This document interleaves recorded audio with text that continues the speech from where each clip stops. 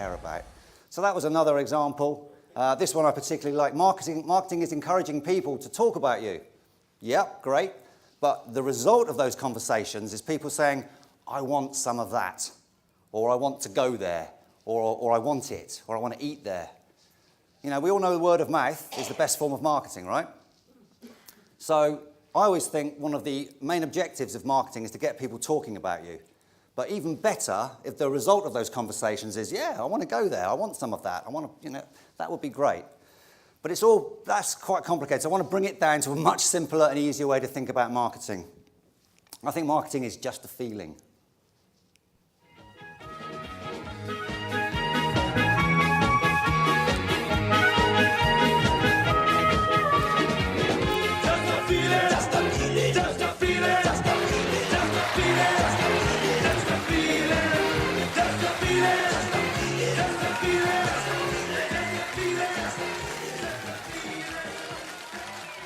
Good old Top of the Pops. Who remembers Bad Manners? Great. Who remembers that song? Who's thinking, who the hell are Bad Manners? Yeah. Well, marketing, if you think of it, marketing as just a feeling. All I'm trying to do is make people happy.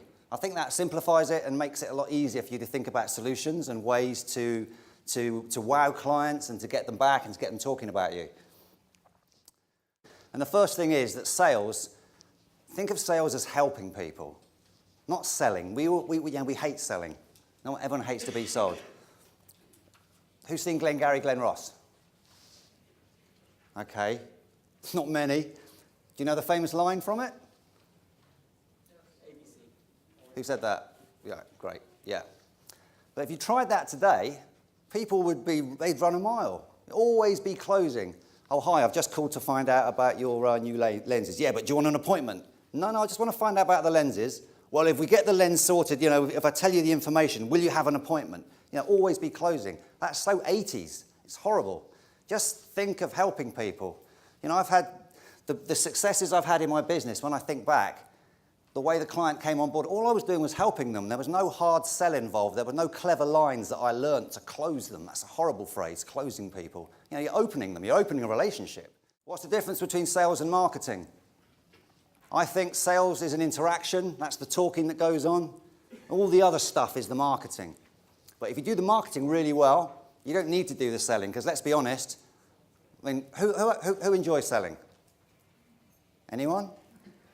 Most people don't enjoy being sold to. If people enjoy selling, it's because they're confident and they're good at it. That's your common image of a salesman.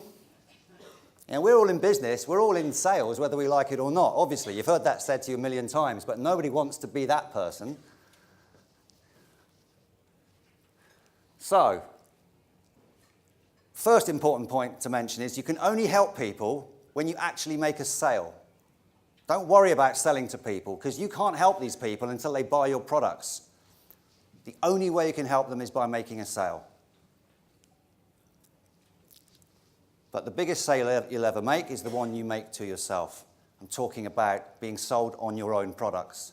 Because if you're not sold on your own products, you will hesitate and you miss opportunities, because you're not confident that you can help people and solve their problems. It's a big confidence thing. The people that are more confident at selling are easier to buy from as well, because they're all about helping you. So it's more natural, it's just a flow. Has anyone seen Crazy Stupid Love? Come on. No one? Ryan Gosling, Steve Carell? No, I can't believe that. I must watch some mad films. Okay. Well, it's quite a big film, or so I thought. Maybe it's not. Maybe it's a cult film. The point is, he plays an extremely confident guy in the film. So who can you think of that's confident? I think this guy oozes confidence. He's extremely annoying between 2000 and 2004 if you watched Formula One, because he won virtually every race. A bit like Sebastian Vettel. He was annoying, but now I really like him. Now he's not winning. These guys, especially him. Definition of confidence in the music industry, big time. But Noel Gallagher walks onto Jonathan Ross and onto the show, And he sits down, Jonathan Ross says, "Oh my God, Noel, you've written some great tracks." And Noel's replies, "Indeed." Because he fully believes it, and he has. I love watching his interviews because I love his music and I love the way he's so confident about his music. And you don't see that in people.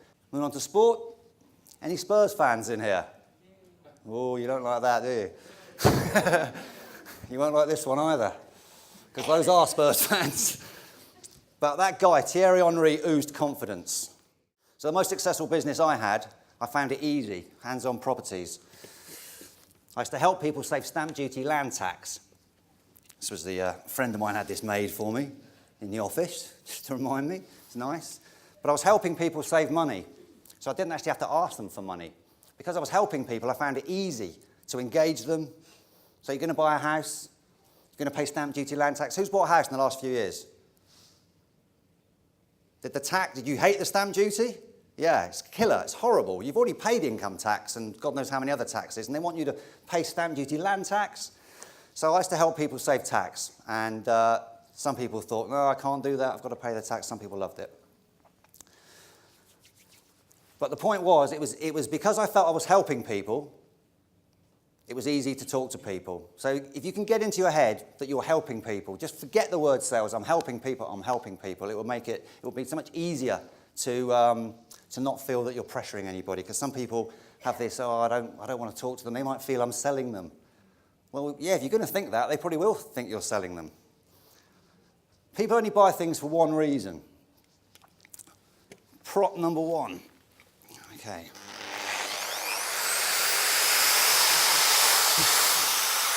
Okay. If I go out and buy a drill, what am I actually buying? Hole, right. Thank you. You're buying a hole maker. Because you don't want a drill. You want a hole for whatever reason. Or it could be, I want a picture hook on the wall. I need a drill. Or it could be, take it further, I want that picture hung on the wall. Or it could be, I want my photos from my African safari on the wall. Starts with a drill. Or it could be the feeling I get sat back in the chair looking at all those pictures. Or the feeling I get when all my friends come in. Look at I'm a great photographer and look where I've been. Across the savannah, that close to a lion. But the drill is the means to the end. So people only buy things for one reason and one reason only, to solve a problem. So what problem are you solving for people when they come in and buy glasses from you? Obviously so they can see, but what does that mean in their lives? They could be doing all sorts of things, but it allows them to do it. That's their motivation. That's how you're helping them. People only buy things to solve a problem. There's my light bulb. So, what problem is that solving? Sorry? Not going to be able to read. It's a bit dark in here. Yeah. I think it's this. I don't want to step on that in the middle of the night. A pen. You know, the famous Wolf of Wall Street. You know, sell me that pen. Oh, give me your signature. Create demand. You know, a pen could be the signature, or the pen could be the signature. You know, the pen is the way to put the signature on the contract, whatever the contract means. So just get behind the problem that you're solving for people. People only buy things for one reason, to solve a problem. Why are they actually buying from you? So sales is helping. If you don't get your head around this point, I think you find it really difficult to effectively communicate with people and get on their wavelength, because they're buying, you know, get in their head. They're buying something to get a problem solved. Okay, so we're moving on to getting attention. So this would be getting attention. Going out, I haven't got any batteries in it, but going out on the street, you know, hey! Getting people to look your way. It's all about getting people to look your way. How you do that's up to you. But that would be a great way to give leaflets away. If you're going around the street, give leaflets away. Get people's attention. But are people prepared to do it? This topic, getting attention, I think it's all about how far people are prepared to go. Because a lot of people are worried what other people are going to think. I can never do that. What are people going to say? I couldn't dress up as a panda and go out and give leaflets. You'd give out a lot more leaflets and people would remember it if you did. I saw this on a greetings card I bought in Woking, which I thought captivated the ideal product in the way that people would react to it. Because if you saw that, the next person you saw, whether you knew them or not, you'd be, I'm going to guess what I've just seen. I've just seen a spaceman walking across Fifth Avenue on fire. Imagine if your products created that type of response. I know that's maybe a bit far-fetched, but to me that's stand out. That's amazingly standing out. Why should you be looking to get attention for your business? I've got some reasons. I think it should be one of the number one priorities for all business owners. No one knows you exist, they can't buy from you, so you need to get out there. To stand out and be remembered. If they don't remember you, they can't buy from you. To be top of mind when the need arises. To get people talking about you, as we've mentioned as well. To be easy to find when people look for you or your solution or your products specifically. And to force you to think about ways, to think in ways you actually wouldn't. I've got to get some attention, that whole thing about you're the only optician around for 50 miles for 30 days. Now, what could we really do to captivate the market? So when you ask yourself certain questions, you get, a good question gives a great answer. And attention spans have diminished. The internet has made it easier to communicate, but a lot more challenging to be heard. And also, I think getting attention is great fun in your business. Business should be fun. Getting attention is a great, I think it's one of the most fun, I think marketing is the most fun aspect of business, and getting attention is one of the most fun aspects of marketing, because you can do anything if you're prepared to do it. So this is me in 1990 with one of my businesses. And the point of this is, I bought a couple of, I started off with a pickup, and I bought a couple of these brand new vans, a Vauxhall Rascal. This is 1990, H-Reg, but then I sprayed them fluorescent yellow. It killed me to take brand new vans with beautiful paintwork and have them rubbed down and have them painted. But the point was, they were working business vehicles, and they were intended to stand out and get attention. That was the point here. That's what I would do today if I had a van, something like this, just to stand out.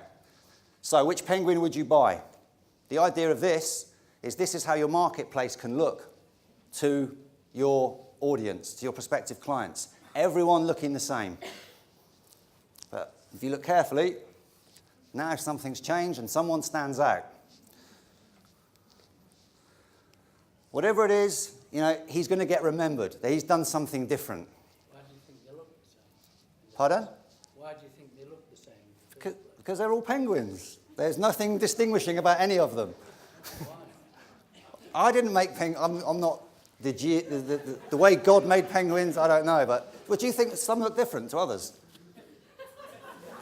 That's the whole idea, not to be different. The idea is not to be different. Otherwise, they've been made different. Yeah. Don't be a penguin is what I'm saying. Yeah. It usually works as an example. So, I'm just saying, the way your audience can look at your marketplace, like I'm going to go out and buy a TV, where do I buy it from? Currys, Comic, they all look the same. Who's providing, they're all selling the same products or whatever, but do something to stand out, whatever it is, wearing a pink hat. So questions you should be asking yourself is, what's worked for you in the past to get clients? Where have existing clients come from? How far are you prepared to go? How much care? How much do you care what others think? What are the outcomes of not getting you, your products, or your business attention? So another thing I used to do when I was DJing, I actually used to enjoy it. That doesn't look like it, I know, but I was enjoying it. I used to send CDs to promoters. This is not weddings, club DJing. I used to send CDs to promoters, get them all made up, and a letter, and then follow up with a phone call. But the letter I used to send was a bit arrogant, a bit like, I'm going to blow the roof off your club, So when I called them, they were like, yeah, we've had your letter, mate. Yeah, we know who you are. So, getting attention that way. Okay, so have a look in the workbook. There's some examples I've listed down, thanks to Katie. I've listed them now. I didn't used to put them in. On page 12, have a look at these examples. See which ones you could use. You might want to circle some. Just think about some ways that you're not getting attention for your business. And I've put them on the screen as well, so we're just going to spend a minute and a half on that now.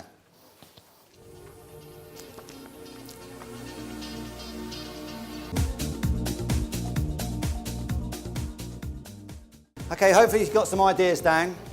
You often hear people talk about, my van is my shop front, my website is my shop front. Well, your shop front is obviously your shop front. I just thought I'd look for some examples, because if I was in your industry, I'd be making a massive big deal of my shop front with vinyl wraps and colouring and everything to stand out, which is obviously the topic of this section. So I looked and I found a few things, existing opticians. I like this, the bright colours, the lollipop, etc.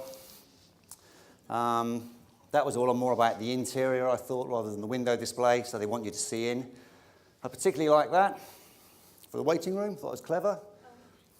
I expect most of you go, yeah, we've seen that loads of times, we know all about that, Tim.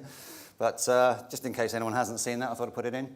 But this type of thing, you know, stuff that stands out, window wraps, things like the things you can't walk by without looking at, things people are going to talk about and remember. Someone said, well, yeah, but if you do that, no one can see out the shop. So it's not very nice for people inside. Well, an idea would be maybe to have a blind, so when you close, you pull the blind down, and it's got a massive advert on there. That'll be another way to do it. But this type of thing you can't miss. That is brilliant. That would become a local landmark for people giving directions, I think. Yeah, go past the blue braces shop. They sell braces. It looks like South America to me for some reason, but you imagine that. If your business looked like that, you would stand out. I don't know what planning laws would be, particularly. And meeting new people. If you want to get new clients, you have to go out and meet people. You can advertise all you like. That was getting attention. Okay? Owning a unique product. Okay, here's some examples of unique products. Who owns an Apple product?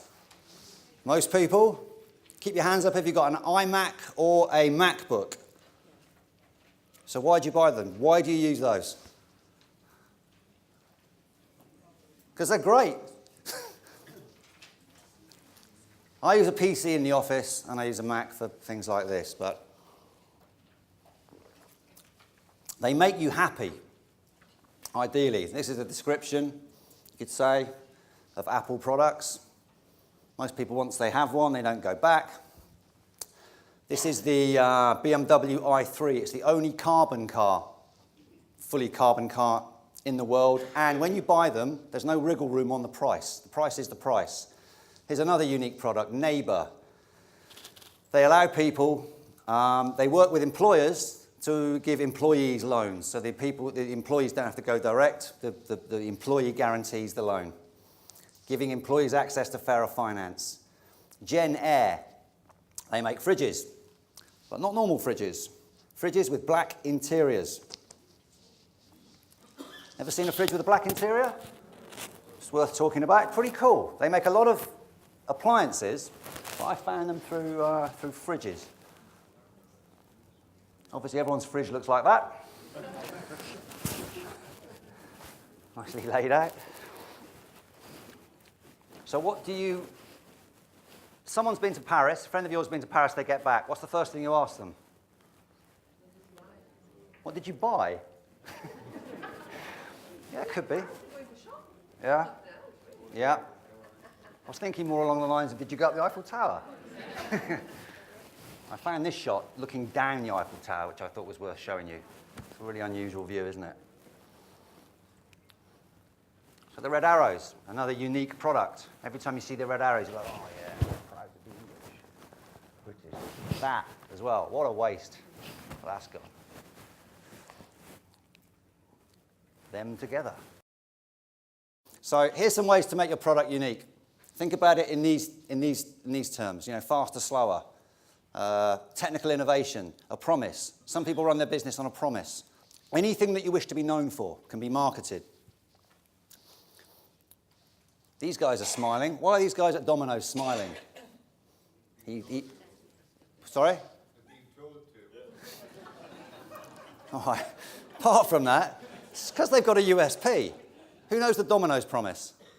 Right, yeah, you get fresh hot pizza delivered to your door in 30 minutes or less, or it's free.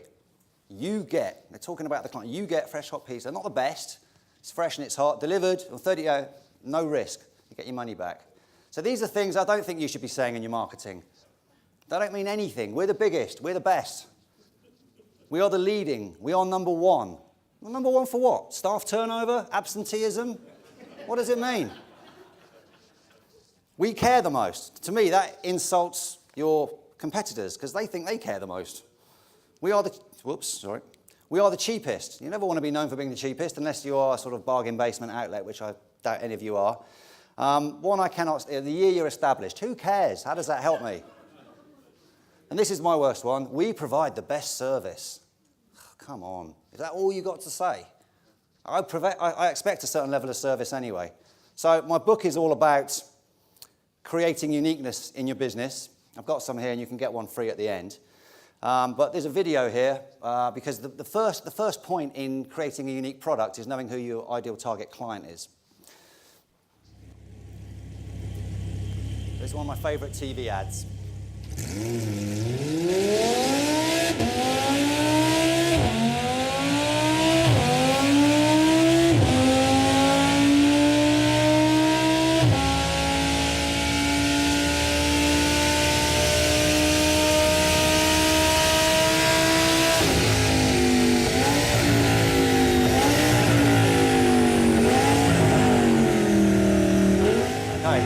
Point is, how do you making an advert? What's that advert saying to you? Going nowhere. It's got an answer for everything.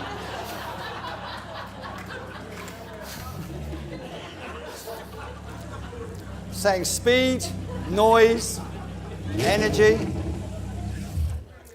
Audi just made that advert for a grown-up boy racer. And the point is, unless they knew exactly who they were aiming that TV advert at, people that want to make a noise and go fast. So if you don't know who your ideal target client is, you can't make adverts that powerful. I think it's powerful. Okay?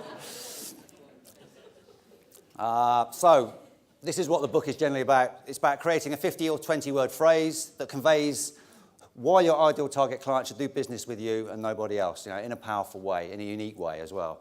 That should be what you put at the top of your website. What should be what you say to people. It should be rubber stamped across your marketing. That's what you become known for. So why should you have an utterly seductive proposal? Again, this is a whole workshop in its own right. But you ask yourself certain questions about differentiation, you get some good answers. So what are people really buying from you? What problem do you solve for the end user? All these questions are in there, so you can look at them later. What's important to your market? Okay, why should I look forward to doing business with you? That's a great question. I love that. It's sort of fun. Why should people look forward to doing business with me? Because, What journey can you take people on that no one else can? That opens up your thought process a bit, if the client journey is relevant to your business. What makes you think you can help people? If I'm your ideal target client, why should I do business with you over anybody else? Or any other choice I have? Or even, why should I buy at all? I think I'll just put it off. What do you know that nobody else knows? And what can I get from you that I can't get anywhere else? Questions like this give you your only factor. How do you do things differently to your competition? So, let's just spend a couple of minutes, just think about those questions and think about some ways that you could be different to your competition. Page 19.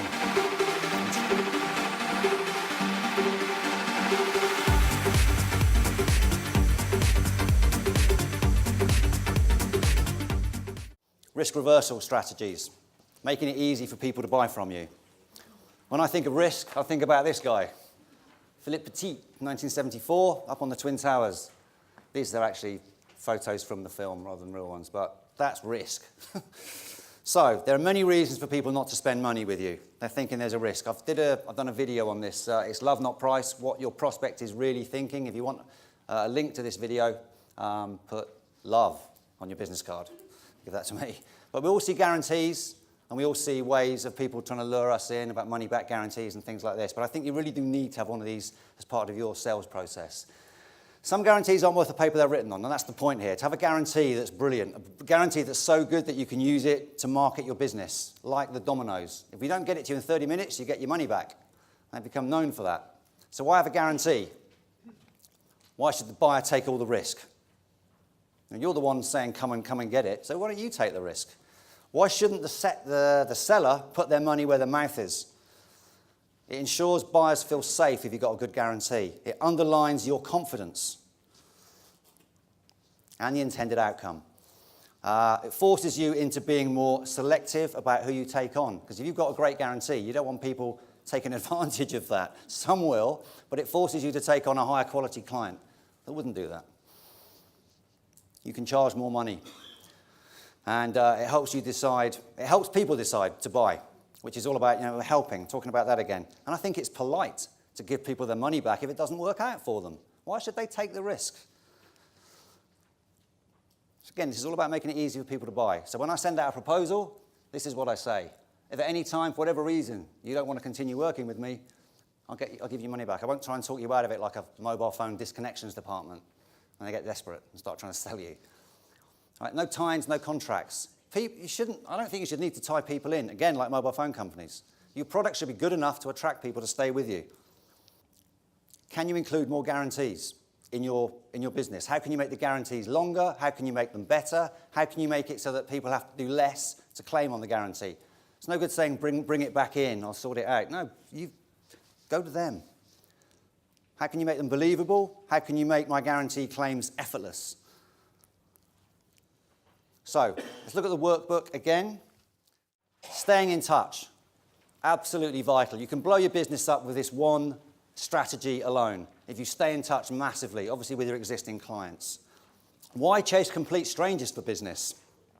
You know, someone says to me, I want some new clients, Tim. I say, well, what's wrong with the ones you've already got? Don't turn your back on them. You know how you feel when you see your mobile phone provider using them again. They're a great example, aren't they, for lots of bad things, I feel. When you see your mobile phone provider giving a great offer to someone new, but you, as a loyal customer, don't get anything. So don't chase complete strangers for business when you've got people that love you and trust you and want to buy from you already. So following up after the sale. It says thank you. Show you appreciate them. It strengthens the relationship. It builds familiarity with your product, your clients. You stay top of mind. You can pass on an offer. You can ask for feedback. You can ask for referrals. You can make them feel valued and important, which is the number one reason people go elsewhere, because they don't feel valuable and important. And because your rivals don't do it. You should do it because your rivals don't do it. And it's part of your sales process. And if you can't and don't follow up, you'll almost certainly lose the client. I guarantee you that. If you ignore them, they will go elsewhere. So you have to do this. This is a greetings card I made for somebody, so she could follow up with a greetings card. Clarity from the top of the mountain. That was the inside, so she could write something, but on the back, we put a bit of marketing. So you can't build a business if you keep losing clients. You've got to hang on to them and stay in touch with them. So how can you follow up without it looking like follow-up? That's key. If it looks like follow-up and cheesy sales, I'm just touching base. Yeah. Show me something interesting. Say something helpful. How should you follow up? What should you say? This is what I've got in my office. These are all ways to follow up, and they're all listed in the workbook.